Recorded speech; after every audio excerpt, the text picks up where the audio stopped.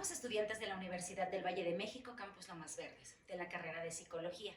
Mi nombre es Vanessa Puerto y junto con mi compañero Roberto Baltasar les hablaremos del caso de David Berkowitz, alias el hijo de Sam, sobrenombre que él mismo se puso ya que alegaba al momento de su detención que el perro de nombre Sam, propiedad de su vecino, era la reencarnación de un demonio y le daba órdenes de matar. Hablemos primero de los orígenes de David. David fue un niño no deseado, producto de la relación de su madre Betty con Joseph, un hombre casado, que al enterarse que ella estaba embarazada, le pide que si quiere seguir viéndolo, no puede tener a ese niño. Betty decide no abortar y dar al niño en adopción, por lo que a los 3 días de nacido lo adopta una familia judía. El padre de nombre Nathan y la madre de nombre Pearl. David lleva una infancia un poco conflictiva, ya que sufre de depresiones frecuentes y de arranques de ira.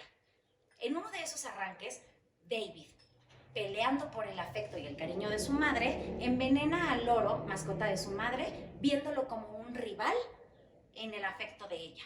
A los 7 años, sus padres deciden confesarle que es adoptado y que la madre murió durante el parto. Esto desata en los niños de la comunidad las burlas hacia David. A los 10 años, su madre decide llevarlo con un psicólogo debido a las fuertes depresiones y problemas de hiperactividad que tenía. El psicólogo decía que David era un niño con demasiados secretos y por lo tanto no podía tratarlo. Lo correcto hubiera sido que el psicólogo lo hubiera canalizado a otro profesional si él no podía con el caso. Al entrar a la adolescencia, David es marcado por la muerte de su madre, la cual sufría cáncer, y justo el día de su muerte, él tuvo una pelea con ella y las últimas palabras que le dijo fue: te odio, ojalá y te mueras. La muerte de su madre fue un golpe muy duro para él. Como él decía, ella lo era todo, a pesar de que tenían una relación conflictiva. Después de esto, David decide visitar el cementerio constantemente. Le llamaban mucho la atención las tumbas de personas que hubieran muerto jóvenes, principalmente si eran mujeres, y se preguntaba si ellas habrían sido lindas. En 1971, a la edad de 18 años, David decide enlistarse en el ejército. Le encantaba fantasear con tener una muerte heroica y patriótica en la guerra de Vietnam. A continuación, mi compañero Roberto les hablará más de... ¿Qué tal todos? Un gusto saludarles. Parte del equipo de Vanessa Puerto, Roberto Baltasar, materia ética en la psicología, impartida por David. Voy a platicar un poquito más ahondando el tema de lo que acaba de platicar Vanessa sobre David Berkowitz. De en adelante lo voy a llamar David, nada más. David es un asesino serial, básicamente, que se vuelve muy interesante su caso y lo podemos visualizar desde que es pequeño cómo se va decantando toda esta situación hacia donde él cae, esto que es un asesinato, básicamente. Se le achacan 6 víctimas mujeres, 7 personas heridas dentro de estos asesinatos. Y normalmente los otros 7 eran los amantes o los novios de estas personas a las que había asesinado, normalmente mujeres. ¿Por qué? ¿Qué pasa? David realmente es un chico que nace bien. Voy a hacerlo un poquito más rápido y lo voy a colocar de una manera más puntual para que entendamos el contexto de cómo se desvía esta parte. David nace en 1953. Él es fruto de un amorío entre Betty, su mamá, y un industrial que el nombre no sale completamente, pero básicamente la historia es esta. Betty realmente sí quiere tener al hijo, pero lo que sucede es que ella estaba casada con Tony Falco. Tony Falco básicamente están casados, en algún momento se divorcia de él y ella empieza a tener algunos amoríos. En este caso tiene un amorío con Joseph. Joseph, al verla a ella embarazada, que ya tiene una relación, le pide que sí quiere estar con ella, pero no quiere tener al niño, porque el niño pues realmente ni siquiera le interesa. Entonces, ¿qué hace Betty? Betty lo que hace es que decide quedarse con Joseph, pero da en adopción, en este caso es a David. Inmediatamente que nace, lo da en adopción. Posteriormente, Betty sigue con Joseph y se divorcian. Pero vámonos al tema de David. David, si lo ven aquí en la foto, es un niño completamente normal, su sonrisa, sus ojos, completamente natural. ¿Qué pasa? En el momento de la adopción, básicamente, hay una pareja judía, Nathan y Pearl, que lo adoptan. Le va muy bien con esta familia, bastante bien. Nada más el tema es que Nathan, como trabaja muchísimo, realmente tiene poca cercanía con él. En el caso de Pearl, Pearl lo quiere, lo ama, es muy apegada de él, demasiado unida e incluso lo sobreprotege. Punto clave dentro de esta parte. Sin embargo, incluso con la relación entre Pearl y David, hay muchas situaciones porque ya David empieza a tener unos detalles. David, cuando va a la escuela y va creciendo, los amigos se enteran que él es adoptado, y hay un punto importante dos aquí. Cuando ellos dicen que lo adoptaron, le dicen que la mamá murió al momento que él nace. Entonces, ¿qué sucede? Punto importante, que cuando los niños empiezan a hacerle tema de que él está siendo adoptado, él empieza a cargarse con una situación de culpa, de conciencia, de que por culpa de él falleció la madre, algo que no te extrapola. Pero con Pearl se lleva muy bien y la Pearl la quiere muchísimo. Sin embargo, existen escenarios muy críticos. Por ejemplo, le envenena la mascota, un loro. ¿Y por qué la envenena? Anteriormente decía que porque por la atención y que quería la demanda y el amor solamente de Pearl. Pero hoy y después de varios estudios se decía que ella tenía las ganas internas de matar. Estaba muy pequeño. Tony Falco nunca aparece en su vida. Joseph sigue con Betty. Tienen otra hija, se divorcian y lo dejan. Entonces David tiene una hermana que se llama Cecilia. Después viene algo más interesante todavía. Fallece Pearl. La parte sólida para David. ¿Qué pasa con él? Él se queda solo, se siente solo en el mundo, se va realmente con Nathan. Nathan se encuentra otra mujer, 1970, y entonces ahí ya David dice, ¿sabes qué? Me voy al ejército. Se va al ejército, sin embargo, él ya traía muchos temas de comportamiento, donde incluso un año después me lo retiran del ejército porque no se comporta, no tiene la capacidad de hacerlo.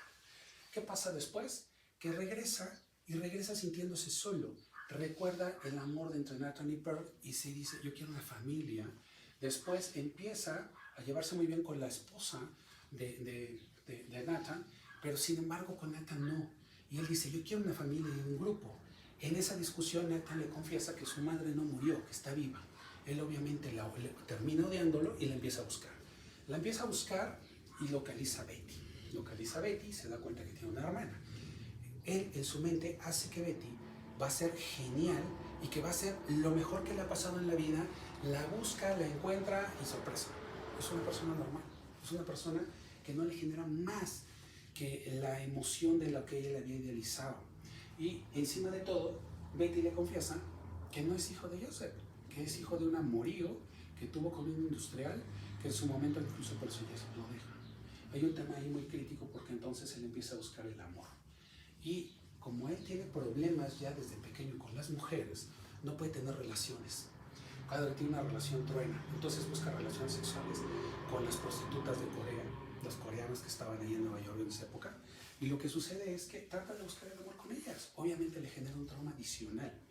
¿Qué pasa después? Él en su necesidad de ser parte de un grupo, empieza a encontrarse con un grupo que lo empiezan a llamar y se va a una secta satánica.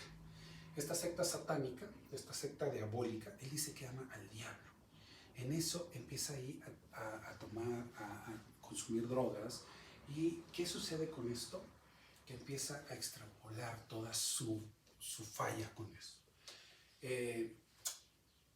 Llega al límite que conoce y encuentra al perro del vecino que se llama Sam. Y entonces se vuelve muy importante porque incluso hasta se le conoce como el asesino del Sam. ¿Por qué? Porque dice que el perro es el diablo y el perro le dijo que matara a estas personas. ¿Por qué mata a estas personas básicamente? Él ya después, ahorita sigue en la cárcel, está cumpliendo 3 condenas de cadena perpetua, tiene más de 68 años y obviamente él deja de ver a su madre, se aísla de Betty y de su hermana porque le dan intención de matarlas. Pero ¿cuál es el contexto que hacía? ¿Por qué mataba a estas personas? Básicamente en la plática que se ha tenido con él y después más adelante, si ustedes pueden ver los ojos ya perdidos de cuando él es detenido, riéndose, las facciones cuando va con la policía, bastante complicado. Lo que él dice es que las mujeres, ¿por qué mataba a las personas que estaban teniendo algún contexto sexual dentro de los coches, un besos, abrazos, no tenía que ser más? Porque él decía que no quería que le sucediera que ellas tuvieran un hijo y que ese hijo pasara lo mismo que él. Esto obviamente sale mucho más adelante, ya cuando está detenido. Previamente a eso, lo que él testiguaba es que cuando las mataba o sacaba su revólver con el 44 y les daba, él recibía o sentía un orgasmo sexual.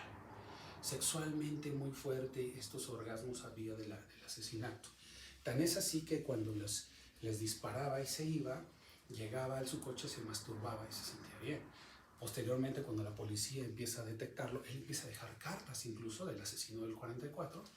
¿Y qué empieza a hacer? Visitar los lugares donde había cometido el crimen para poder tener un orgasmo nuevamente.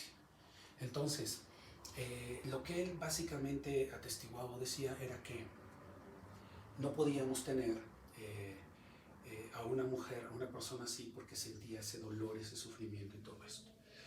En conclusión, los asesinos seriales normalmente se relacionan en su gran mayoría o en un gran porcentaje con situaciones de tema sexual.